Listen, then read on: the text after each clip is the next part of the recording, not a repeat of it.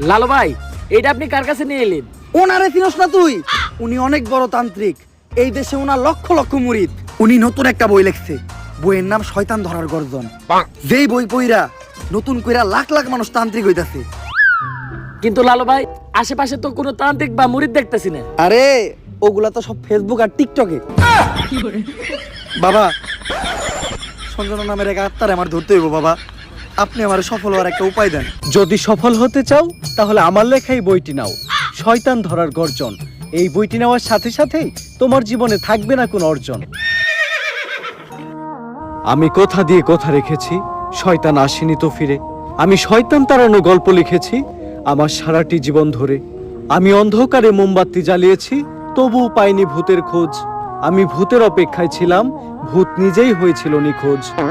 শয়তান ধরার গর্জন, পৃষ্ঠা নাম্বার চুদলিংপং। বাবা, এটা তো মন্ত্র না, ছন্দ কইলেন। মার্কেটে আপাতত ছন্দই চলে। বাবা, বইটা একটা আমারও লাগবো, দাম কত এটার? মাত্র 1000 টাকা। ইয়ে, 1000 টাকা দিয়ে আর কিনুম? 1000 টাকা হাতে নিয়ে ভূতের ডাক দিলে ভূত নিজেই চাল চলে আয় পড়বো। 1000 টাকা দিয়ে বইয়ের দাম, এই বইয়ের বিশেষত্ব কি?